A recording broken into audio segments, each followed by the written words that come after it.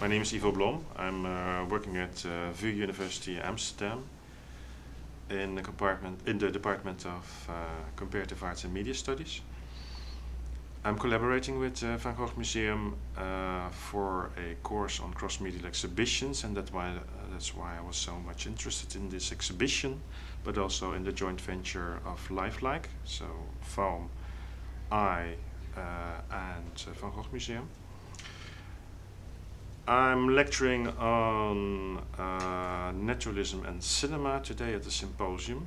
I'm personally very much interested in this topic because one of my own specialties is the relationship between art and cinema. But naturalism in cinema is not exactly the same as naturalist in art. I'd say, of course, there is.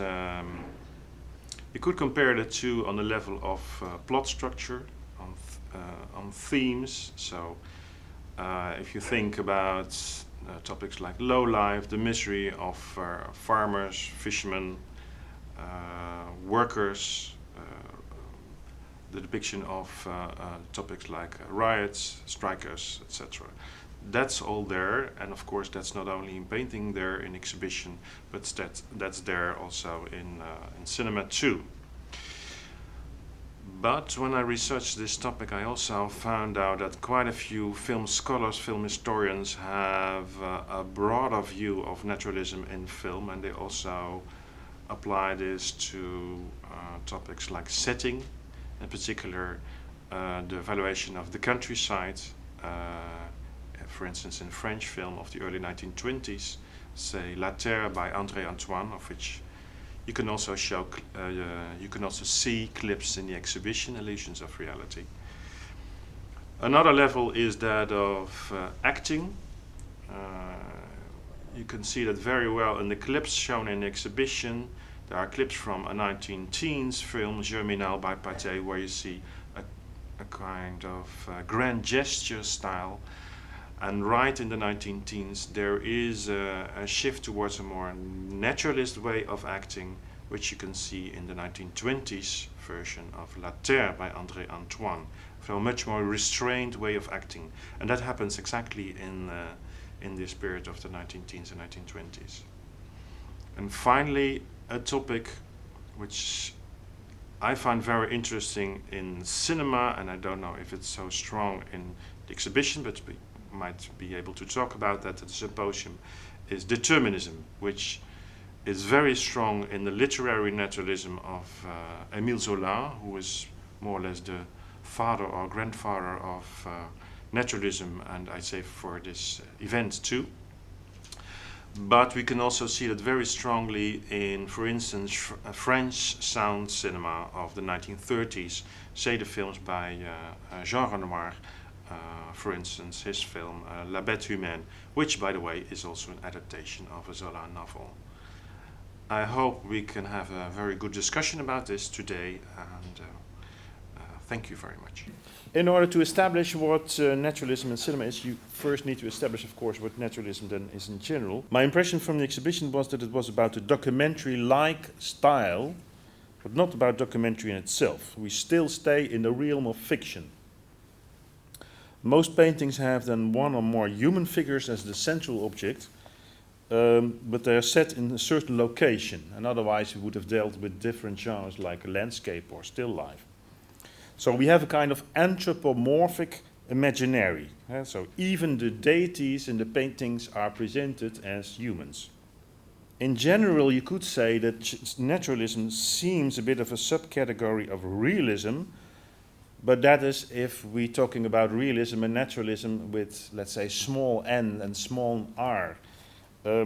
Here it is presented with capital N, so to say. So that often creates a lot of confusion also when I discuss this with my students.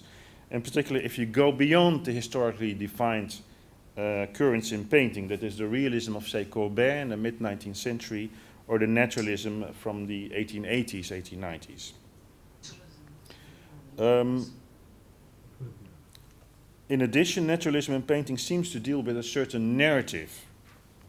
Stylistically, my impression is, but I'm not a big expert in art history, it is frequently a kind of idealized realism, you could say, a bit of a polished realism in a sense, which you might also encounter in other sections of 19th century painting. When you speak about naturalism in film, you need to define what we mean with that. And naturalism in film has been identified, for instance, on the level of theme and plot, but also on the levels of setting, acting, or determinism. Okay, now let's have a look first at naturalist acting.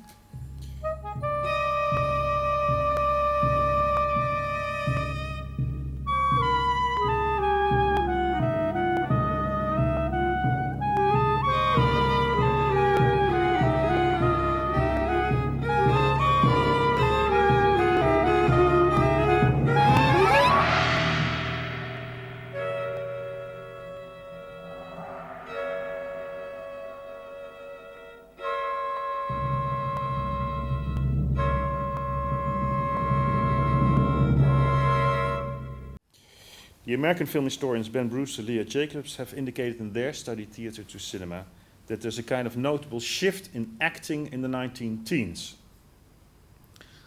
So after the very first years of cinema, and when cinema really becomes a storytelling medium, and it is then that the cinema appropriates naturalist theatre.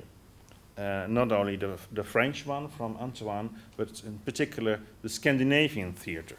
At the same time, you can see that still the pictorialism in cinema, the pictorial effect and the tableau style, which was so present in the very early years in film, and which was taken over from the melodrama from the 19th century, is still very important.